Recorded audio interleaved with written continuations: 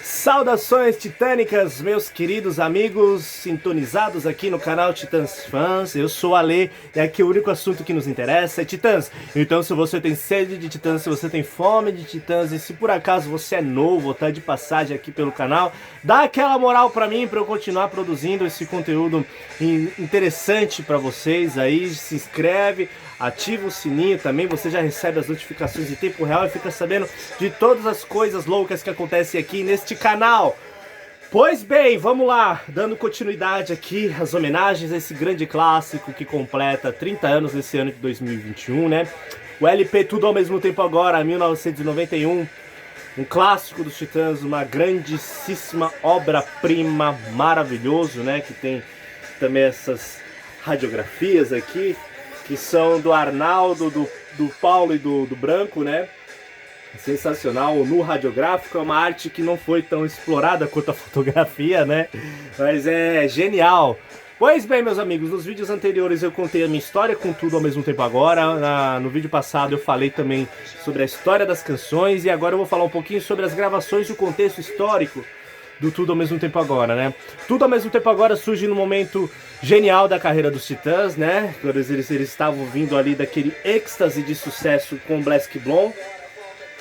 E eles queriam fazer um som diferente daquilo que eles estavam acostumados a fazer com Liminha no Nas Nuvens, né? Que o Black Blonde é um disco muito eletrônico, tem influências de muita música brasileira também, né? E aqui eles queriam uma coisa mais crua, que fosse um som mais de rock, um som mais pesado também. E aí eles começaram a pensar nesse disco aqui lá para março de 1991, porque a turnê do Black Blonde terminou no Rock in Rio em janeiro de 91.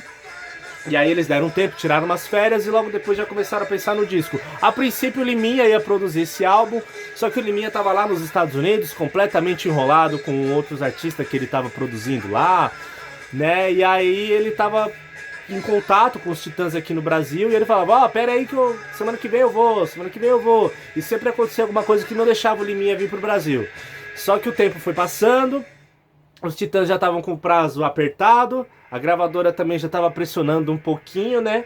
E aí eles tiveram que tomar a decisão de se autoproduzir, né? E aí, como dar essa notícia pro Liminha? Aí o Charles ligou para ele e explicou a situação, né? O que estava ocorrendo, e aí o Liminha ficou meio chateado, assim. E aí que foi meio que um rompimento que eles tiveram com o Liminha, né? Que depois eles só iriam trabalhar com o cara no acústico, né, em 97. Antes disso, o Liminha acho que produziu um remix de Eu Não Vou Dizer Nada Além Do Que Estou Dizendo, né, se eu não me engano. E, enfim, no 96. Mas enfim. Aí, os Titãs se autoproduziram. O que eles fizeram? Alugaram uma casa ali na Granja Viana, né, que era mais ou menos onde Não, eles foram ensaiar primeiro na casa do Marcelo. Aí depois que eles alugaram a casa, também ali na Granja Viana, o Marcelo morava naquela região aqui de São Paulo, né? E aí foi um clima bem interessante, assim, né? Porque por ser uma casa, não tem aquela coisa do estúdio, obviamente, né? E aí que foi complicado, porque eles levaram, acredito que foram 6 semanas ali, né? Que eles passaram a maior parte do tempo na Granja Viana e tudo mais. E lá tava o técnico de som, que era o Roberto Marques. E além do Roberto Marques, poxa, tinha mais a família ia lá visitar eles e tudo mais. Foi um clima bem legal assim para fazer esse disco, né? Também lá com muito uísque, entre outras coisas. Só que aí alguns contratempos foram inevitáveis, né? Porque logo na primeira semana, aquela vizinhança lá que tinha o costume com um bairro mais tranquilo, né? Porque a Granja Viana é um bairro que era bem... Acredito que até hoje deva ser bem arborizado, né? Não tem muito movimento. E as noites de tranquilidade, elas foram invadidas pelo som das guitarras, que já estavam bem distorcidas, né? Porque o Tony e o Marcelo, eles estavam cansados de usar aquela coisa da programação eletrônica, né? E tudo mais. Aqui nesse disco eles se desreprimiram, né? Tem guitarra saindo pelo ladrão nesse disco, né? E aí teve poxa, as baterias do Charles também, né? Maravilhoso. O baixo do Nando. Tudo em alto e bom som. E aí que os vizinhos não entenderam nada e já logo o que eles fizeram? Chamaram a polícia. O Marcelo já ficou desesperado, né? Que ele já tinha uma certa fama de baderneiro lá no bairro, né? Que ele já tinha se mudado pra lá, eu acredito que com a segunda mulher dele. E aí tiveram que entrar em um acordo com a vizinhança, né? Aquele acordo assim de cavalheiros e tudo mais. E aí ficou estabelecido que os Titãs encerrariam os trabalhos sempre pontualmente às 10 horas da noite. E aí, com o passar dos dias, a paz voltou a reinar no bairro da Granja Viana, né? E aí os vizinhos também se encantaram com os Titãs, né? Que eles conheceram melhor a banda e tudo mais. Tinha o pessoal adolescente que morava ali também. Eles ficavam lá batendo ponto ali no intervalo das gravações pra ver os caras ali, né? Tirar foto, pegar autógrafo e tudo mais. E além disso também, a família dos caras, como eu falei, estavam lá, né? As mulheres, os filhos. E aí que, poxa, esse lance da casa deixou os caras muito à vontade, né? Eles estavam ali completamente relaxados, que no estúdio não dá pra você ficar tão relaxado, né? Que no estúdio é hora passando, e com essas horas também tem um valor, né? Não é de graça ficar gravando no estúdio e tudo mais. E ali eles ficaram realmente à vontade. Foi um clima bem bacana, assim, das gravações, né? E é curioso lembrar que a despensa da casa era a responsabilidade do Marcelo, né? O Marcelo que ele sempre cuidou da alimentação, da comida que os Titãs consumiam, né? Aquilo ali ficou a responsabilidade dele, né? E tinha tipo vinho francês, os queijos caros, né? E outras coisas bem sofisticadas, né? A fartura ela era tão grande que no intervalo de uma gravação, Marcelo ele foi no mercado que tinha ali perto, comprar mais comida, né, para reabastecer aquela despensa que já estava lotada, né? E ele resolveu parar em casa, na casa dele ali, né, que ficava a poucas quadras dessa casa onde eles gravaram o disco, né, para deixar parte da comida. Só coisa fina, né? Você imagina o Marcelo que ele manjava de comida pra cacete, você imagina as coisas que ele não deve ter comprado, né? E aí que foi engraçado que o Branco deu um flagrante nele ali, né? Que o Branco tava passando justamente no momento que o Marcelo tava tirando as compras do porta-malas do carro, né? Que era o carro. Aquilo ali ficou conhecido como caixa 2 gastronômico dos Titãs, né? E aí foi foda. E aí também, ali entre as gravações ali, tinha um passatempo na casa, né? Enquanto um ou outro Titã tava descansando, eles estavam ali jogando os já conhecidos, os Game Boys, né? Que naquela época ali de 91 tava virando uma verdadeira febre. No meu tempo também foi uma puta febre, eu lembro do pessoal na escola, só se falava nessa porra desse Game Boy, e eu não queria saber de Game Boy não, só queria saber de música, de Titãs e tudo mais que aparecesse de bom pela frente, né? E aí, poxa, que enquanto eles estavam gravando e tudo mais, todo mundo dava palpite em tudo, né? Foi bem infernal assim o negócio. Todos os Titãs participavam dos arranjos, eles apresentavam alternativas para uma música ou outra no encerramento e tudo mais. E assim, é complicado porque mesmo que eles não tivessem percebido ou assumido isso, eles sentiam falta do Liminha, né?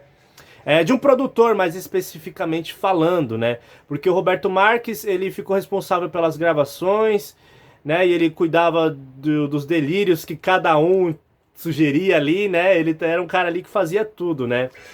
E é importante falar também que o Charles, ele chegou a gravar a bateria com uma sala com quase 50 microfones apontados pra bateria, né? Coisa de doido, coisa de gringo. Olha só que som monstruoso vai ter saído daquela bateria com esses 50 microfones lá apontados pro negócio, né?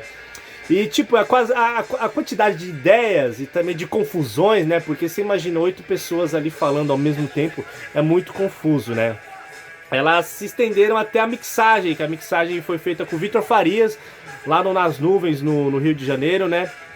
Aí enquanto eles estavam lá mixando o disco, né? Uma certa tarde, chega no estúdio o Brito e o Paulo. Não, eles simplesmente sumiram do estúdio, né? E aí depois eles apareceram com o LP do Iggy Pop se eu não me engano era um Instinct de 88, acho que esse disco é de 88.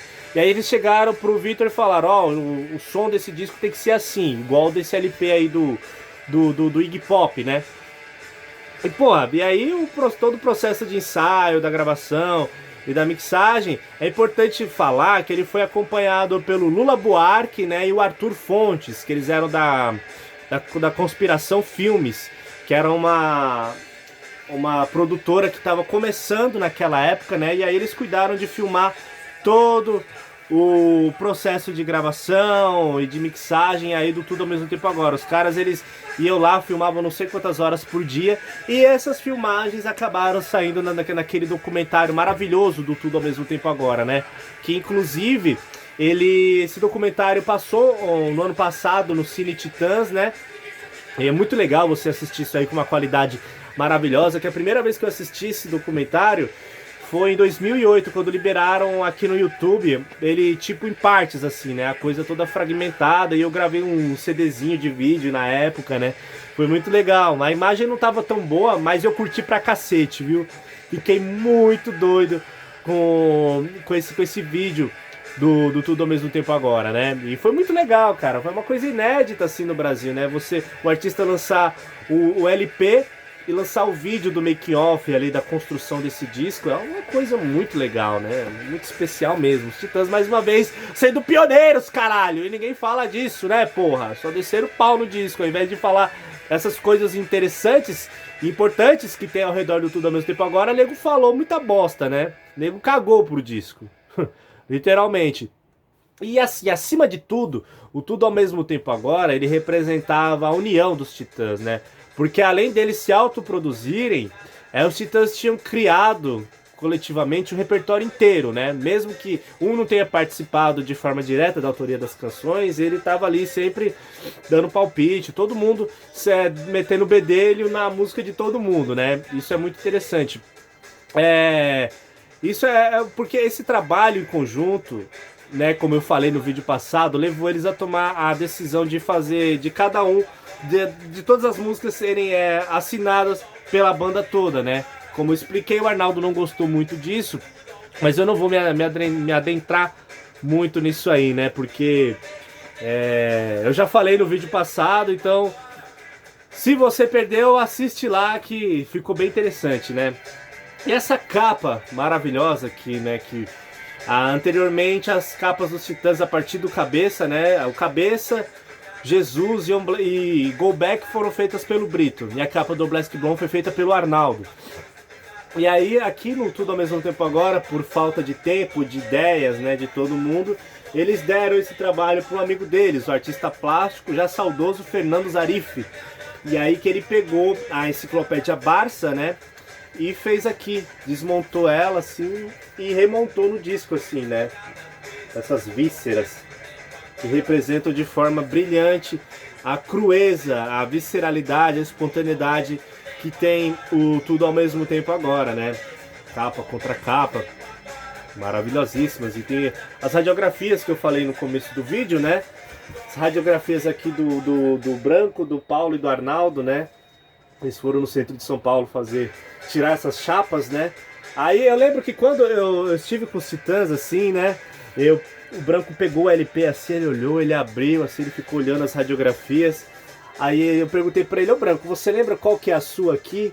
Aí ele falou, não, eu não lembro não, acho que é essa aqui do cadeado. Mas o Branco, ó, ele é esse aqui, ó. Esse aqui é o Branco. Tá com os fios aqui, né? Aparece aqui no clipe de Saia de Mim. Vamos ver se dá pra identificar mais alguém assim. Porra. Tinha uma época que eu tinha isso aqui muito mais claro pra mim, né? Acho que esse do cadeado deve ser o Paulo. Aqui deve ser o Arnaldo.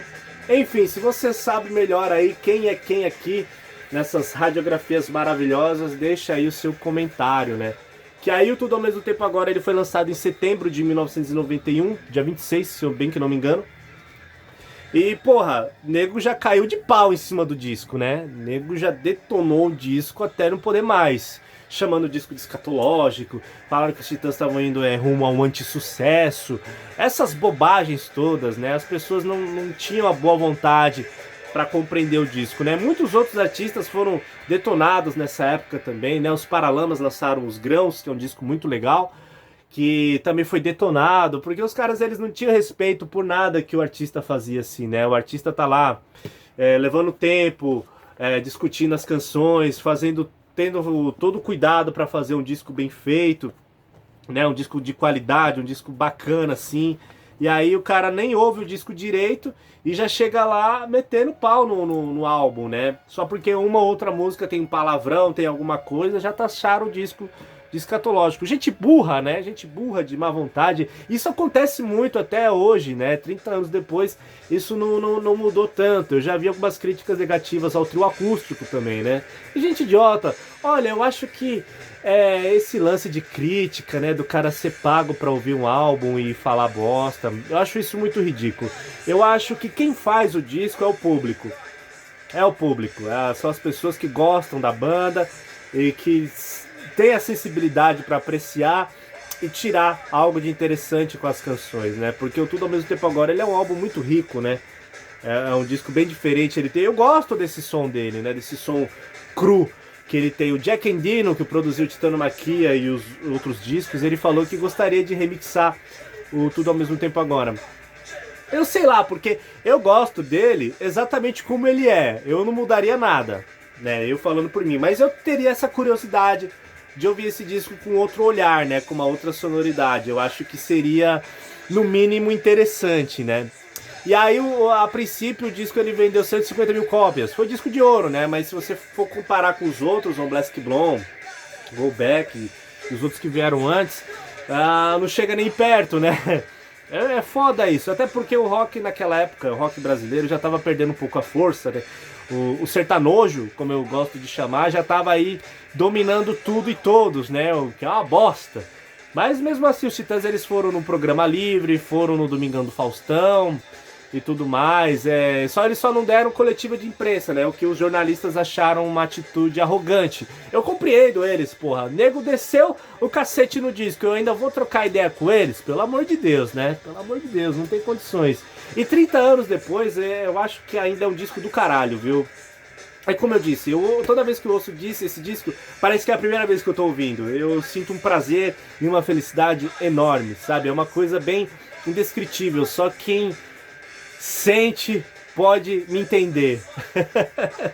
Então é isso, meus queridos. Deixa aqui nos comentários qual que é a sua música favorita do Tudo ao Mesmo Tempo Agora.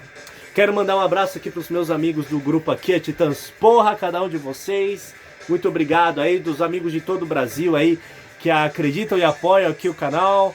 Muito obrigado por tudo. Conheça o canal do Denis Viana, do André do Fã Clube de Araraquara. Tem coisa sensacional, muita coisa genial lá dessa época aqui maravilhosa dos Titãs, que foi Tudo ao Mesmo Tempo Agora. Faltavam uns 2 anos para eu nascer, infelizmente eu não pude acompanhar nada disso.